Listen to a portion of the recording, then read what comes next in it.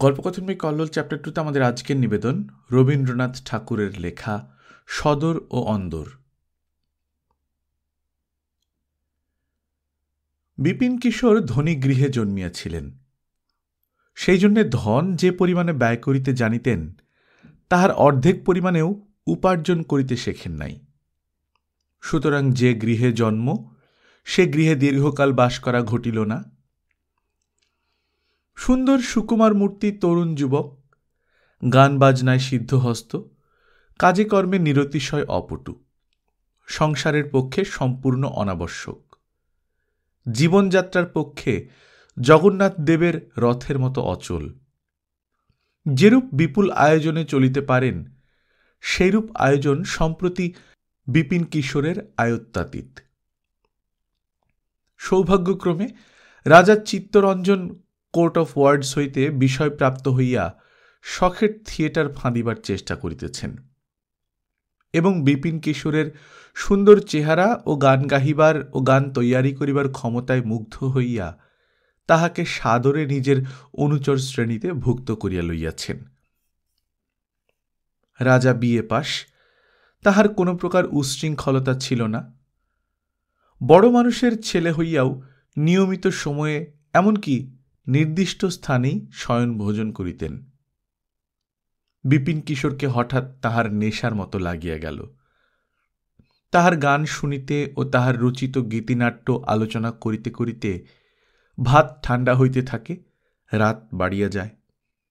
দেওয়ানজি বলিতে লাগিলেন, তাহার সংযত স্বভাব মনিবের চরিত্র দোষের মধ্যে কেবল ওই বিপিন কিশোরের প্রতি অতিশয় আসক্তি। রানী বসন্ত কুমারী স্বামীকে তর্জন করিয়া বলিলেন, কোথাকার এক লক্ষ্মী ছাড়া বানরানিয়া শরীর মাটি করিবার উপক্রম করিয়াছে, ওটাকে দূর করিতে পারিলে আমার হাড়ে বাতাস লাগে। রাজা যুবতী স্ত্রীর ঈর্ষায় মনে মনে একটু খুশি হইতেন, হাসিতেন, ভাবিতেন মেয়েরা যাহাকে ভালোবাসে কেবল তাহাকেই জানে। জগতে যে আদরের পাত্র অনেক গুণী আছে, স্ত্রীলোকের শাস্ত্রে সে কথা লেখে না। যে লোক তাহার কানে বিবাহের মন্ত্র পড়িয়াছে, সকল গুণ তাহার এবং সকল আদর তাহারই জন্যে। স্বামীর আধ ঘণ্টা খাবার সময় অতীত হইয়া গেলে অসহ্য হয়, আর স্বামীর আশ্রিতকে দূর করিয়া দিলে তাহার এক মুষ্টি অন্ন জুটিবে না, এ সম্বন্ধে সে সম্পূর্ণ উদাসীন।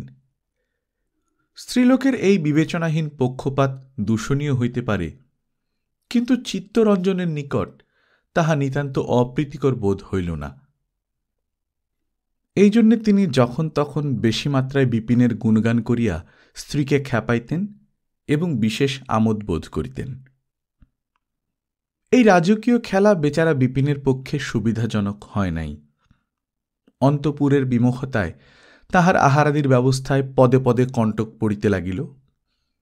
ধনী গৃহের ভৃত্য আশ্রিত ভদ্রলোকের প্রতি স্বভাবতই প্রতিকূল।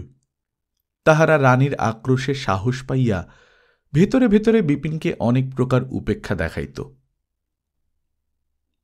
রানী একদিন পুঁটেকে ভর্ৎসনা করিয়া কহিলেন, তোকে যে কোনো কাজেই পাওয়া যায় না, সমস্ত দিন করিস কি? সে কহিল, রাজার আদেশে বিপিনবাবুর সেবাতেই তাহার দিন কাটিয়া যায়। রানী কহিলেন, ইস, বিপিনবাবু যে ভারী নবাব দেখিতেছি। পরদিন হইতে পুঁটে বিপিনের উচ্ছিষ্ট ফেলিয়া রাখিত, অনেক সময় তাহার অন্ন ঢাকিয়া রাখিত না। অনভ্যস্ত হস্তে বিপিন নিজের অন্নের থালি নিজে মাজিতে লাগিল এবং মাঝে মাঝে উপবাস দিল। কিন্তু ইহা লইয়া রাজার নিকট নালিশ ফরিয়াদ করা তাহার স্বভাব বিরুদ্ধ। কোনো চাকরের সহিত কলহ করিয়া সে আত্মাবমাননা করে নাই। এইরূপে বিপিনের ভাগ্যে সদর হইতে আদর বাড়িতে লাগিল, অন্দর হইতে অবজ্ঞার সীমা রহিল না। সুভদ্রাহরণ গীতিনাট্য রিহার্সাল শেষে প্রস্তুত। রাজবাটির অঙ্গনে তাহার অভিনয় হইল।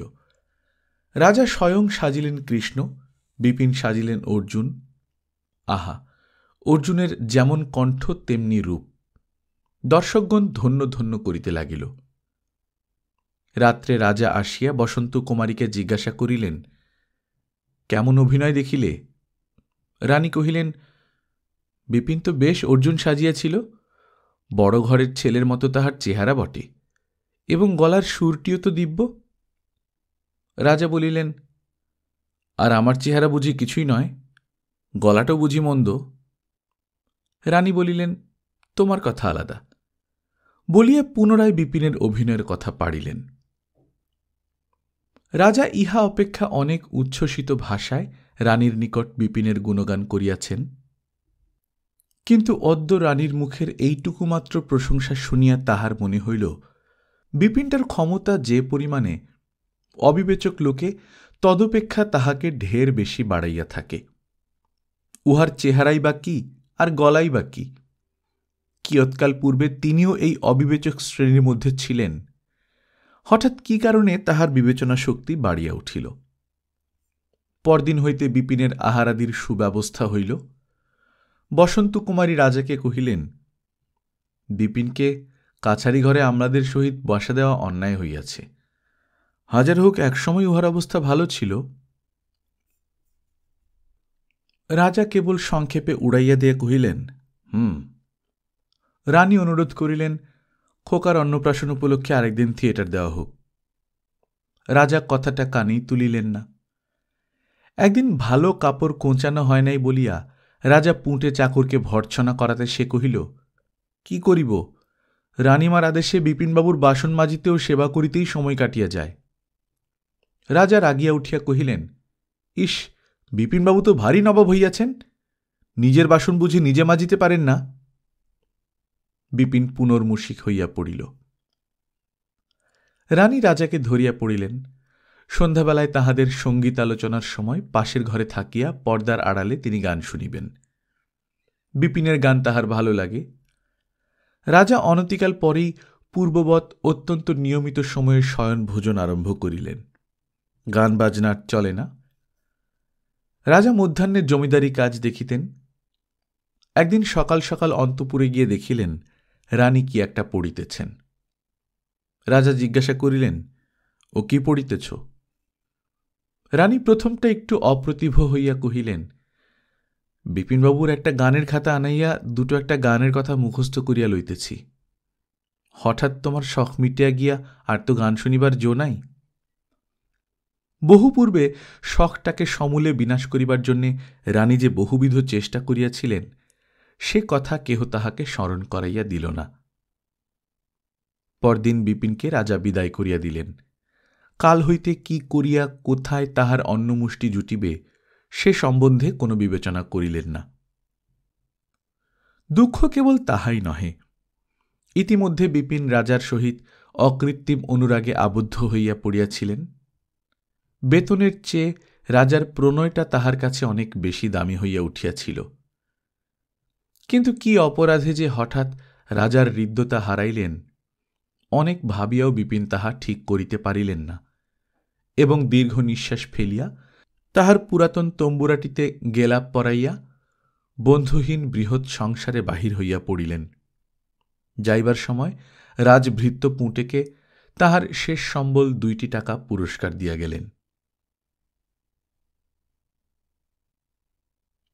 গল্পকথন বাই কল্লোল চ্যাপ্টার 2তে শুনছিলেন রবীন্দ্রনাথ ঠাকুরের লেখা সদর ও অন্দর। আমরা নিয়মিত গল্প পাঠ করে শোনাচ্ছি। আপনারা যারা প্রথমবার মতো শুনছেন, কাইন্ডলি সাবস্ক্রাইব করে নেবেন। গল্প পাঠ ভালো লাগলে বন্ধুদের সঙ্গে শেয়ার করবেন। নিজে ভালো থাকবেন, আশপাশের লোকজনকে ভালো রাখবেন। টাটা।